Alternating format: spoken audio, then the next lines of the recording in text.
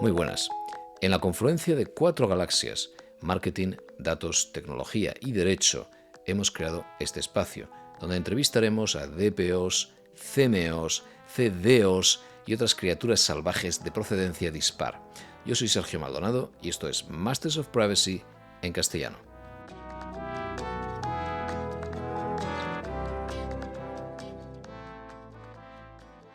Muy bien, hoy tenemos a Joaquín Muñoz aquí otra vez. Es socio de Bird & Bird en Madrid, a cargo del departamento que incluye la práctica de protección de datos y privacidad.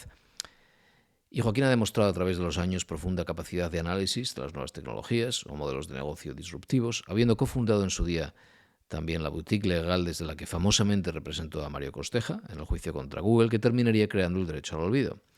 A Joaquín se le dan muy bien los temas punteros, por tanto, y técnicamente complejos, y por eso estamos aquí hoy. La última vez tocamos el aprendizaje federado y la computación cuántica, y hoy hemos abordado los neuroderechos. Para dar un poco de estructura por adelantado, vamos a intentar entender si este nuevo espacio de protección, los neuroderechos, que van haciendo de forma paralela a la idea del Brain-Computer Interface, o la interfaz neuronal, o la aumentación mental, merece tener vida propia, o sin más resulta redundante ante el panorama regulatorio actual o una perspectiva más tecnológicamente neutra. Mencionaremos varias veces a Rafael Yuste, que es un científico español en la Universidad de Columbia, que ha impulsado la Fundación de Neuroderechos y que además protagoniza un nuevo documental de Werner Herzog, nada menos sobre esta materia, titulado Teatro de Pensamiento. Joaquín va a empezar refiriéndose a los bloques principales del planteamiento de esta fundación para abordar los neuroderechos, aunque también ha hecho el análisis comparado con otros organismos. Por dar la previa, la Fundación habla de 5 pilares que son derecho a la privacidad mental, derecho a la identidad personal y la integridad mental, derecho al libre albedrío, derecho al acceso igualitario del aumento cognitivo y derecho a impedir los sesgos. Y Joaquín aclarará los conceptos más importantes en ese bloque, o los más confusos, además de hacer un análisis sobre el encaje de todo ello antes de ponernos a desvariar en modo Asimov, que obviamente es lo que termina pidiendo el cuerpo. Os pido paciencia en el arranque porque el sonido nos ha cojeado en algunos momentos. Pero luego fluye la cosa, ¿eh? Vamos a por ello.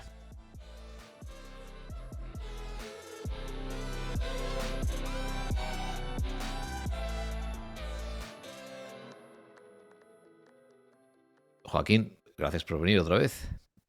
Nada, encantado, un placer como siempre. Un gusto. A ver, los neuroderechos, ¿cómo los defines tú?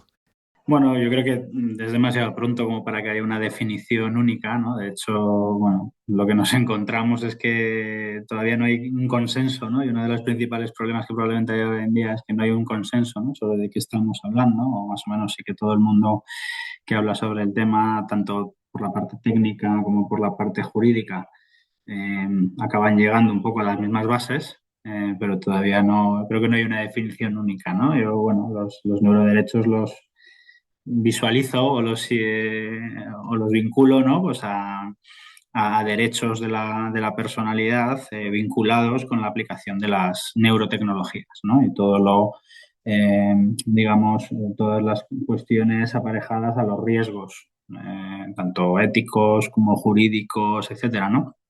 Vinculados al uso de las neurotecnologías, bueno, y derechos que pueden surgir pues, para limitar, mitigar esos riesgos, ¿no? Muy bien, vale.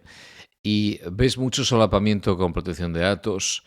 ¿O cómo se abre primero el espectro de derechos? ¿Cómo podemos dibujar primero todo el elenco de derechos, de neuroderechos, para luego poder aterrizar un poquito en el solapamiento con protección de datos? Bueno, creo que sí que hay cierto solapamiento. De hecho, una de las críticas, ¿no?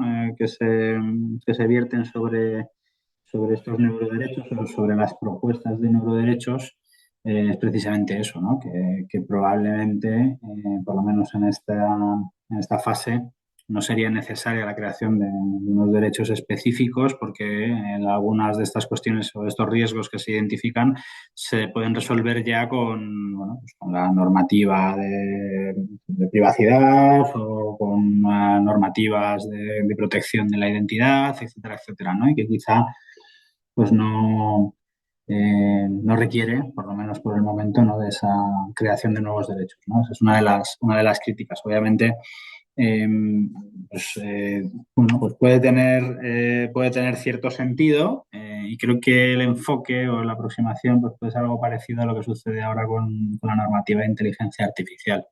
Probablemente muchas de las cuestiones relacionadas con el uso de la inteligencia artificial ya estaban resueltas por el propio ordenamiento jurídico, pero bueno, pues se le da cierta relevancia, ¿no? a determinados usos de esa tecnología, ¿no? Y se especifica algunas cuestiones concretas, ¿no? vinculadas con eso, ¿no? Entonces, bueno, y en cuanto a esos nuevos derechos que puedan surgir, ¿no? que creo que también era parte de tu pregunta, hay varias tendencias o varias teorías, dependiendo de quién se lea, ¿no? Los varios artículos que he publicado sobre el tema desde hace algunos años, pues hay algunos autores que lo limitan pues, como a 3 derechos, 4 o 5 derechos en función de que lo quieran desarrollar más o no. Todos acaban yendo un poco a las mismas bases, ¿no? Yo creo que podemos citar, como comentábamos en la preparación, ¿no? Rafael Yuste, que es de los españoles que más han tratado el tema, ¿no? Que es de los más activos. Pero bueno, hay otros a nivel internacional, y al final, bueno, pues depende de si agrupan o no de ciertos derechos, pues salen 3, 4, 5 grupos, ¿no? de derechos. La mayoría de ellos vinculadas, pues como decíamos, con la privacidad mental o la privacidad psicológica, ¿no? Que básicamente pues, viene a ser pues en un ideal de mundo conectado, ¿no? En el que esas neurotecnologías puedan tener incluso acceso ya no solo a lo que la persona dice, sino a lo que la persona piensa, pues ¿qué pasa con eso, ¿no? ¿Cómo se protege? ¿Qué límites se puede poner incluso a esa tecnología? ¿Qué cuestiones vinculadas con esto bueno, pues pueden surgir? Porque también, y vinculado también un poco pues con otro de los derechos que se citan, como puede ser el de la integridad mental o así, una de las cuestiones que preocupan en este ámbito, vinculada pues eso, con la identidad, con la personalidad, es eh, que una persona puede pensar una cosa, pero debe tener o puede tener el libre albedrío de decir otra, ¿no? De decir la contraria, ¿no? Porque al final también eso va vinculado con, bueno, pues con su libertad, ¿no? Eh, bueno, pues digamos, derecho a la privacidad mental va un poco en esa línea, ¿no? A que nadie pueda conocer al detalle lo que estás pensando, ¿no? O cuáles serían los límites de la tecnología, en el caso de que la tecnología lo permitiese, para que cada persona pueda tener el control sobre esa privacidad de pensamiento, ¿no? Otros derechos, pues sería pues el de la libertad de pensamiento, también vinculado un poco con lo dicho, ¿no? Es decir, pues el poder decir una cosa o pensar una cosa y no estar tampoco influenciado, ¿no? Por lo que esa tecnología pueda estar intentando eh, condicionarte, por así decirlo, etcétera, etcétera. Se habla también de cuestiones relacionadas con la identidad y cómo pues estas tecnologías que en muchos casos lo que pretenden es una mejora mental, pues una de las cuestiones que se plantean, por ejemplo, es eh, cómo influye esa mejora mental en la identidad de la persona. Porque a lo mejor una persona sin tener esa influencia, digamos, inducida, ¿no? por la mejora a través de la tecnología, ¿no? De su capacidad, pues a lo mejor está feliz y contenta en un determinado pensamiento más o menos limitado, pero en el momento que se adquiere esa mejora cognitiva o esa mejora mental, pues obviamente se puede variar, ¿no? Aspectos de su autopercepción, de su identidad, etcétera, ¿no? Bueno, pues también me parece interesante ese enfoque, ¿no? Está claro que probablemente todos en el futuro vamos a estar a favor de lo que la tecnología nos pueda ayudar en cuanto a mejora mental, a mejora cognitiva, en cuanto a, obviamente, lo que pueda ayudar en el tratamiento de enfermedades, de lesiones cerebrales, obviamente todo esto. Pero ¿qué pasa si bueno, esa capacidad que tenemos ahora mismo limitada de uso del cerebro, ¿no? Que usamos solo un porcentaje, cuando esto sea posible, digamos, ampliarlo, pues cómo nos va a cambiar eso, ¿no? Y cómo nos va a hacer otras personas, probablemente. No sé si mejores o peores, pero otras. Y eso va a estar vinculado con su identidad.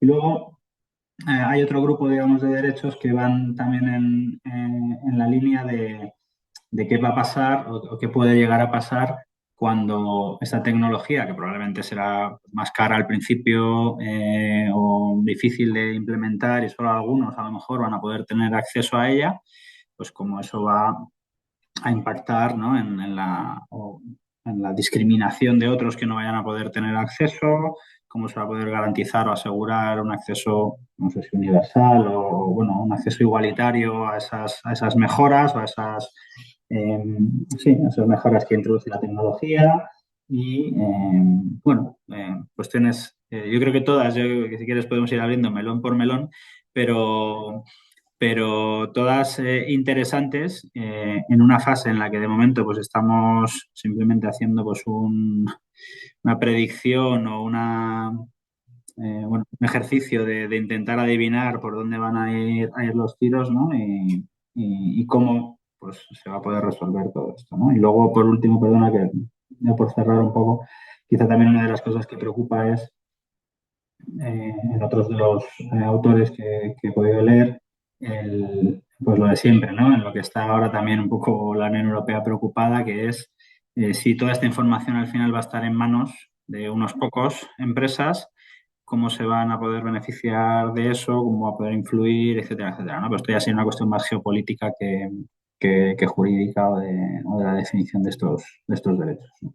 Claro, entiendo que estos derechos y estos grupos que has mencionado, ¿no?, salen por el miedo a algo, ¿no? Este Rafael Yuste, este científico español, que pondremos un link por ahí a él, porque es el único al que he escuchado sobre este tema, este está en la Universidad de Columbia y él decía que tuvo un momento Oppenheimer. Lo ha descrito así, ¿sabes? Por relacionarlo, en su caso, por la película de Oppenheimer, diciendo, en el momento en que pudimos ver, igual que estos con el ensayo nuclear, descubrir que podíamos no solo ya leer el cerebro de los ratones cuando hacía los experimentos, sino escribir al cerebro de un ratón, ¿no? Esto me llamó la atención. Esta idea de que puede introducir cambios en la percepción y que eso va a ayudar a tratar enfermedades, esquizofrenias, etcétera, en seres humanos, pero que a la vez está haciendo, por ejemplo, que un ratón deje de ver algo que claramente estaba percibiendo, ¿no? Eso es muy interesante, que saben exactamente en qué parte del cerebro,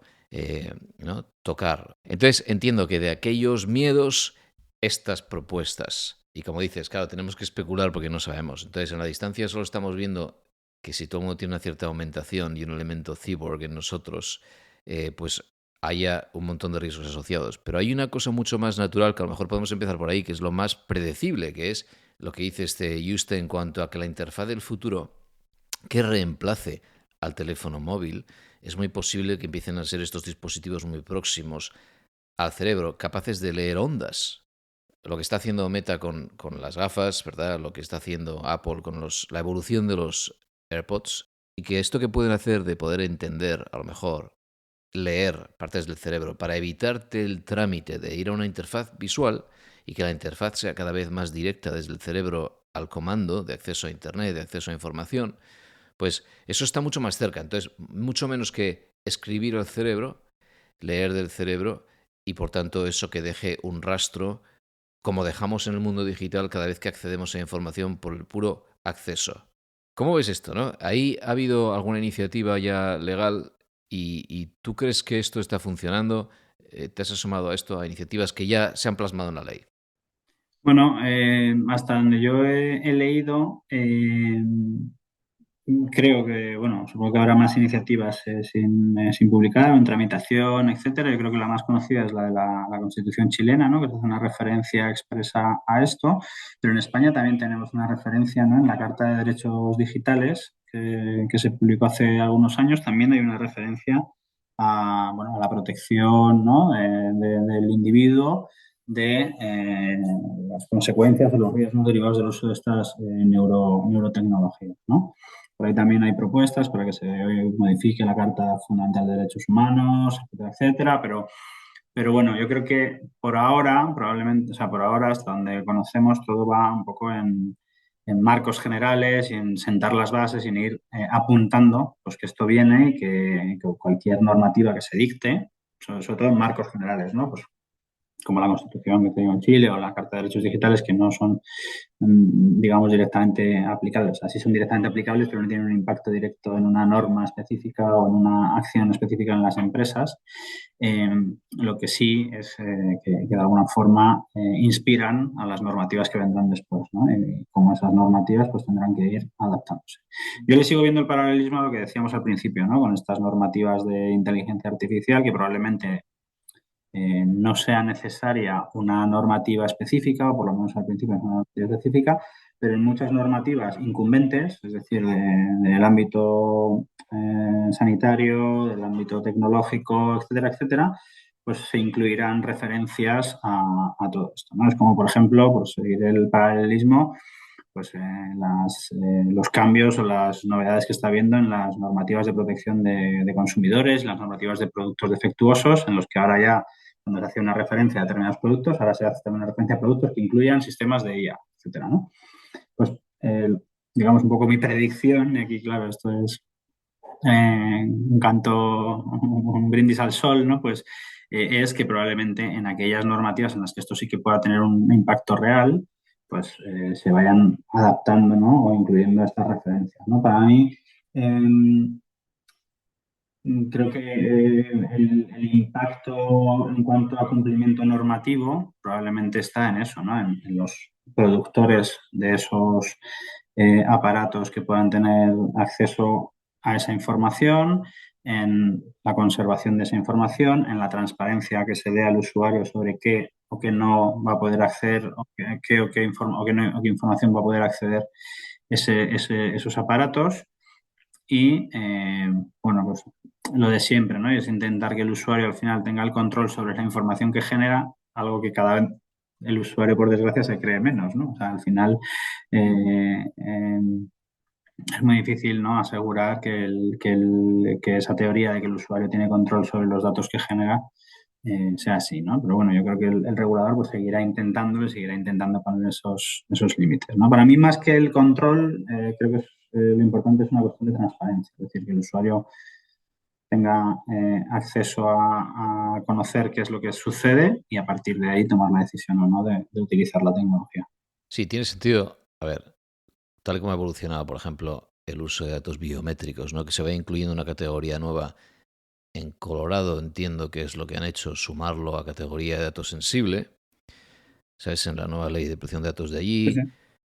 Entiendo que hay un interés por introducirlo en el tratamiento del dato de salud vertical en HIPAA, aquí en Estados Mm. Unidos, pero no sé qué ha pasado con Chile. O sea, sé que entró en la Constitución. Bueno, en Chile lo que hacen es que meten en el artículo, creo, 19 de la Constitución, pues ya una referencia, ¿no? Al derecho a la integridad física y psíquica de la Ah, persona, vale. ¿no? Y en esa eh, referencia, ¿no? La integridad psíquica de la persona, pues se incluye la protección de los neuroderechos, ¿no? Y creo que después de este cambio en la Constitución hay un anteproyecto de ley o un proyecto de ley en el que ya se habla específicamente de una normativa específica de protección de los neuroderechos.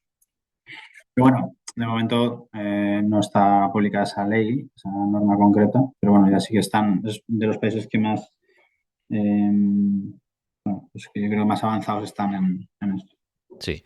Sí, mi duda con esto, cuando escuchaba esta entrevista a Rafael Yuste, mi duda es si, claro, este señor veo que ha empujado tantísimo y tenía por visto bastante acceso también justo a Chile, después a Brasil, ahora está empujando fuerte en Naciones Unidas, etcétera, y por el empuje de un equipo muy concreto, ¿no? De su equipo y colaboradores y esta organización llamada Brain que veo que han montado y tal, pues han avanzado mucho.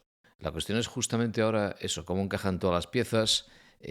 El marco del que parten, cómo de influenciado está por el sitio donde están, ¿no? Pues, por ejemplo, en esta idea de, decías ahora, el consentimiento es muy complicado en un ámbito en el que se entiende tan poco y la transparencia será más útil, pero vienen de un marco jurídico que a lo mejor termina condicionando la forma de esta normativa. ¿Por qué lo digo? Porque hasta ahora estamos acostumbrados a ver cosas así naciendo en Europa, ¿verdad? En Europa estamos siempre viendo venir las orejas o viendo las orejas al lobo mucho antes. Y esto por primera vez sale en Estados Unidos. Es verdad que se ha cristalizado en Chile por esta relación, entiendo, que ha habido, pero si analizamos estos bloques que has mencionado, ¿no? Bueno, pues a ver en qué pueden desembocar y dónde se pueden ir encontrando em, espacio, ¿no? Por ejemplo, esta idea de la integridad mental. No, la integridad yo creo que se refiere sobre todo al derecho a no ser influenciado, ¿no? A no recibir, ¿no? Impactos o manipulaciones, ¿no? Gracias a estas tecnologías, ¿no? Algo que ya hemos visto que ha sucedido o se ha pretendido hacer sin uso de neurotecnología, pues claro, al tener esta conexión neurotecnológica, pues obviamente parece que puede ser mucho más sencillo, ¿no? Bueno, yo creo que lo que decíamos antes, yo creo que estas normativas, primero, bueno, es decir, siempre se corre el riesgo, ¿no? De intentar limitar, ¿no? Y que estas normativas sean al final más un límite al desarrollo tecnológico que una protección a los individuos. Eh, por otro lado, el determinar si realmente es necesaria la normativa, es decir, o si, como decíamos al principio, ¿no? Puede estar cubierta ya por otras normas existentes. Pero sí, bueno, habrá que ver por dónde van un poco los tiros. Mi sensación es que los países que están ya tan avanzados en estas cuestiones, probablemente hay un componente también, pues como tú creo que apuntabas un poco, ¿no? De influencia o de incluso estrategia política, ¿no? En ser pionero en un ámbito y lanzar, ¿no? Ese tipo de protección. Claro, porque mira, si analizamos un poco a dónde vamos, ¿no? Llevamos muchos años, ya bueno, décadas, quejándonos de esta idea de manipulación, ¿verdad? Sin saber todavía cómo funcionaba el cerebro humano, ¿no? Lo que ha pasado en el mundo de la propaganda. Tuvimos una entrevista aquí con Lucas Soleinik hace, no sé, hace unas semanas acerca de esta idea de propaganda, manipulación, desinformación. Y esto sin conocer cómo funciona el cerebro humano, ¿no? Si ahora somos capaces de saber qué piezas tocar, qué fibras tocar para tener un impacto emocional, entonces sí que ya, entonces estamos en otro mundo muy distinto. Ya no es un tema de regular la publicidad conductual porque pudiera tener una influencia en gente especialmente sensible. Es que todo el mundo automáticamente es especialmente sensible, algunas distinciones por grupo de edad desaparecen y es más quién está expuesto a esa tecnología. Y si aceptamos que todo termina, que no se puede poner puertas al campo, ¿sabes? Que todo termina llegando, si es que realmente tiene una función social, económica, etcétera, y que por tanto va a llegar, entonces aquí estamos hablando de que cómo nos va a proteger un nivel adicional de transparencia, un nivel adicional de protección, toda vez que todo el mundo camine por el metro y por la calle con algún tipo de aparato en la sien, que Mm. permita tanto aumentar como dejar un rastro de ondas cerebrales, ¿no? Entonces, la primera sería, vale, sabemos que la gente lo está utilizando, hay un control, podemos un poco extrapolar lo que hemos hecho en el mundo digital, ¿verdad? Con los píxeles, con el rastreo, con las cookies a nivel prehistórico, ¿verdad? Mm. Pero ya aplicado a esto, a la lectura de señales y por tanto predecir. En el siguiente, a esto, que sería poder escribir, ¿no? Como decía, como anticipaba este señor con los ratones y tal, poder escribir al cerebro, estamos hablando de algo ya que podría entrar en el ámbito ya de lo, entiendo sí, de lo prohibido, lo que hemos intentado hacer con la inteligencia artificial. Sí, mira, yo ahí veo ese paralelismo, ¿no? O sea, al final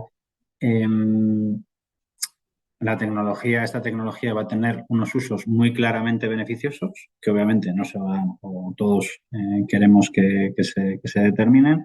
Probablemente va a tener unos usos intermedios, un poco más vinculados a lo que tú decías, de la propaganda, de la influencia, de la incidencia y tal, pues que habrá que vigilar. Y obviamente, pues también unos usos prohibidos y una serie de prácticas bueno, pues que no sean razonablemente admitidas, etcétera, ¿no? Por eso, cuando hablábamos del paralelismo con el reglamento de IA, yo creo que es la única forma. Es verdad que el reglamento de inteligencia artificial pues puede ser mejorable o puede criticar ciertas cuestiones, pero creo que es la única forma de acercarte a este tipo de tecnologías, ¿no? Y sobre todo, pues, el encontrar el equilibrio, ¿no? Entre la potencialidad y el beneficio que otorga la tecnología y los riesgos asociados a la misma, ¿no? Pero bueno, veremos. Una de las cosas que me llaman la atención es que sí que hay ciertos artículos o publicaciones hablando de neuroderechos, pero es verdad que no son tantos como hay desde el punto de vista más técnico, ¿no? La verdad que la mayoría de expertos, ¿no?, que se pronuncian sobre el tema vienen más del ámbito tecnológico y sanitario que desde el punto de vista jurídico, ¿no? Hay ciertas apuntes, ¿no?, de un poco cuáles pueden ser las consecuencias sobre esto, pero creo que todavía queda mucho recorrido y mucho camino, ¿no? No sé en qué acabará este proyecto de ley chilena y el contenido del mismo. Eh, pero creo que hasta que no se materialice, ¿no?, la aplicación real de la tecnología, se puedan ver las consecuencias directas de la tecnología, va a ser muy difícil el poderse adelantar o limitar estas cuestiones, ¿no? Igual que ha sucedido con la inteligencia artificial, ¿no?, que además habrá que ir revisando cada vez, según avanza la propia tecnología, habrá que ir revisando los usos prohibidos, los usos permitidos, los riesgos, etcétera, ¿no? No será algo en continua evolución, claro, no puede ser de otra forma. Yo creo que todavía es pronto probablemente para poder pensar en una normativa específica que regule esto. Yo creo que estoy de acuerdo en que muchas de las cuestiones se pueden resolver con cuestiones, o sea, con normativas existentes hasta el momento, ¿no? De protección de la integridad de la persona, de protección de la propia imagen, de la identidad, de la privacidad, la no discriminación. Al final, todo esto, digamos, entre comillas, ya está inventado, ¿no? Lo que probablemente falte poner negro sobre blanco es eh, cómo se aplica en cada caso en este ámbito, ¿no? Y solo en el caso en el que haya una necesidad específica, porque la tecnología, ¿no?, pues introduce un factor diferencial respecto a otras cosas, a otras cuestiones, digamos, ya inventadas, sí que será necesaria probablemente una normativa. Yo entiendo que para mí tiene mucho más sentido desde el punto de vista jurídico estas referencias en normas generales, en normas marco, a que cuando se dicten determinadas normas también hay que tener en cuenta esto, que no una normativa 100% específica, sin perjuicio de que al final, bueno, pues sí que se reconozcan, pues, ciertos de estos derechos que hemos comentado, o se amplíen esos derechos allá donde están reconocidos y se amplíen, ¿no?, al ámbito también neurológico, ¿no?, o neurotecnológico, ¿no? Muy de acuerdo. Que vende mucho sacar el típico paquete normativo con el apellido de quien lo ha propuesto y tal. Es una cosa muy americana, por ejemplo. Pero es Sí. verdad que estoy de acuerdo, tiene mucho más sentido partir desde arriba, partir de principios, cuál es el objeto protegido, ¿verdad? ¿Qué es lo que se quiere salvaguardar? Y luego ya se irá adaptando a la tecnología, porque hoy será esto, serán este tipo de dispositivos, mañana puede ser cualquier otra cosa. Sí, y también la finalidad de uso, ¿no? No es lo mismo un producto que salga a nivel comercial, ¿no? Se hablaba también en algunas de las publicaciones que he leído pues de la necesidad de hacer también como una especie de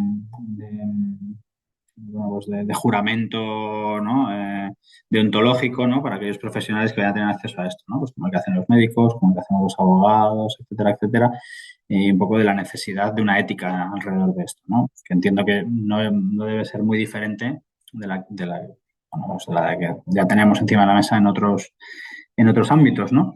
Pero, pero bueno, o sea, que al final entiendo que el ámbito de uso de esta información en un ámbito sanitario, pues como tú decías antes, ¿no?, para poder, mediante este tipo de modificaciones de lo que el usuario está viendo o lo que el usuario está percibiendo, ¿no?, el individuo está percibiendo, pues curar determinadas enfermedades o mejora en determinadas enfermedades, ¿no? No será lo mismo en ese ámbito que simplemente si lo usas con un fin puramente comercial, ¿no? Pues probablemente en esos casos de uso vaya a ser donde estén, pues, las obligaciones de cumplimiento para las empresas, todos los temas de gobernanza, etcétera, ¿no? Al final estamos yendo en casi todos los ámbitos hoy en día, y de nuevo creo que seguramente hay mejores formas de hacerlo, pero creo que esta es probablemente la menos mala, pues al by design, al by default, ¿no?, al cumplimiento de la responsabilidad proactiva, ¿no?, y esa, pues, responsabilidad en el momento que estoy creando un producto, entender cuál es el impacto que esto puede tener en todos los derechos, incluidos, ¿no?, los neuroderechos. Se me ocurren un par de cosas, se me ha saltado a la cabeza un par de cosas, un par de ideas acerca de la combinación de esto para ver si lo podemos aterrizar en algo para terminar con con una cierta visualización, ¿no?, de un escenario. Un escenario más distópico en la combinación entre estas posibilidades nuevas de aumentación cognitiva, etcétera, interviniendo directamente en las ondas cerebrales, combinado con inteligencia artificial estos días, y una versión positiva de esta combinación. Entonces, la negativa que se me ocurre, te tiro a las dos, tú me dices, a ver, esto qué te provoca, ¿no? La negativa se me ocurre, pues, que llegamos al siguiente nivel en la manipulación masiva basada en algoritmos, donde ya, por fin, que ya está contemplado incluso en el reglamento de inteligencia artificial, donde ya no solo podemos manipular en función del resultado final de una acción, sino que podemos ya manipular porque sabemos exactamente cómo tocar la fibra en esa opción de input, ¿verdad? De write, de escribir al cerebro. Entonces sería especie de manipulación personalizada a gran escala. Veo como escenario terrible. Y el escenario muy positivo que veo es que ahora que hablamos de agentes, operadores con mucha excesivo entusiasmo y hype estos días sin duda, ¿no? Pero acá hablamos de agentes que nos eviten la interfaz visual, por ejemplo en Internet, ¿no?, cuando reservamos un vuelo y un hotel y tal. Si un comando mental, tal y como en Neuralink, ¿verdad?, se aspira a hacer, un comando mental puede conectar con un agente, estas posibilidades sí que terminan por fin con el teléfono móvil, porque por fin tienes esos agentes conectados con la instrucción y ya sí que con unas gafas, con algún tipo de sensor, unos auriculares, hemos conseguido reemplazar al móvil. ¿Te provoca esto algún tipo de idea? Por terminar en algún lado muy especulativo, ya que estamos en este espacio de la ciencia ficción.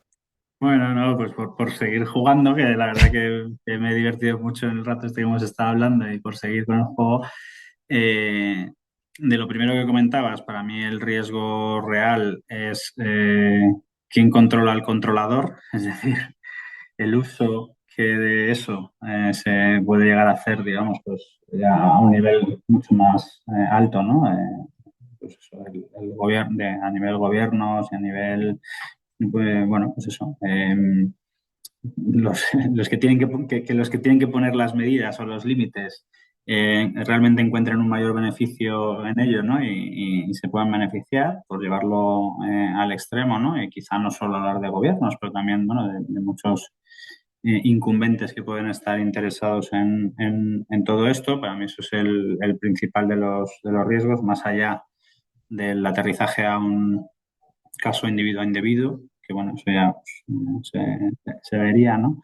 Y en el otro ámbito yo sí que lo veo. Me parece que es algo que hemos estado viendo probablemente en películas de ciencia ficción, pero me parece que es probablemente la tendencia, ¿no? Es decir, el intentar reducir cada vez más la interfaz e ir a determinados usos en los que no tenga que haber interfaz, ¿no? En los que de alguna manera eh, pues eso se elimine la interfaz y se, bueno, pues se mejore la rapidez y la efectividad de los comandos, ¿no?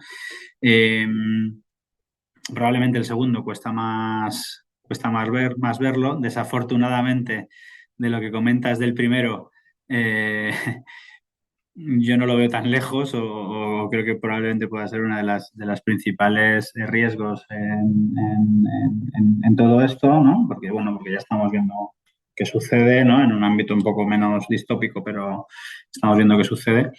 Eh, y bueno, al final yo creo que se trata de eso, ¿no? De intentar ver dónde va a estar el límite, quién toma el liderazgo en ese establecimiento de límites, eh, cómo puede haber determinados intereses en otras entidades y lo que supone es que precisamente se eliminan esos límites o directamente se eliminan esas normativas, etcétera, etcétera. Y bueno, el impacto, que al final es lo que debe importar, que puede tener en el individuo, ¿no? En el uno a uno y en el todos, ¿no? Como sociedad, ¿no? Pero bueno. Bueno, eh, te dejo a ti como abogado muy innovador que eres, te dejo a ti concebir ahora cómo va a ser en este mundo sin interfaz la firma del contrato, el consentimiento, los términos, la transparencia. Eso va a ser muy bueno, interesante. así interesante, sí. Habrá que darle una vuelta y bueno, pero habrá que buscar realmente cuál es el, bueno, como al final, yo en estas cosas me gusta siempre referirme a lo más básico, que probablemente sea en esa firma de contratos, pues probablemente el Código Civil, ¿no? Y el artículo 3.1 del Código Civil, que al final lo que dice es, esto es lo mismo siempre, lo que cambia probablemente es el formato, el interfaz, el intermediario, la tecnología que hay en medio, pero si se dan las condiciones básicas para que se dé el contrato, el consentimiento, etcétera, ¿no? Que esto viene de hace muchos años, de Roma casi, pues tendrá igual validez, ¿no? Lo que habrá que ver es el cómo y cómo se acredita que eso ha sido dado. Entonces, pues habrá que pensar probablemente en un comando que sea, no sé, guiñar 3 veces el ojo izquierdo. Sí, espero que Guiñando no 3 sea... veces el ojo izquierdo implica que consientes o algo así. Gracias, Joaquín. Muchas gracias. Bueno, un placer. Muchas gracias a ti.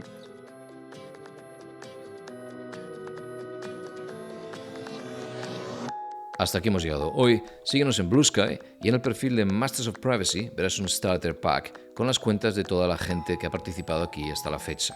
También puedes consultar las notas del episodio en mastersofprivacy.com. Y si te apetece, puedes seguirnos en LinkedIn, donde hay un canal específico de Masters of Privacy con materiales complementarios y algunos esquemas o chuletas ilustrativas de vez en cuando. También puedes enviarnos sugerencias para futuras entrevistas. Todo ello, bienvenido. Gracias y hasta la próxima.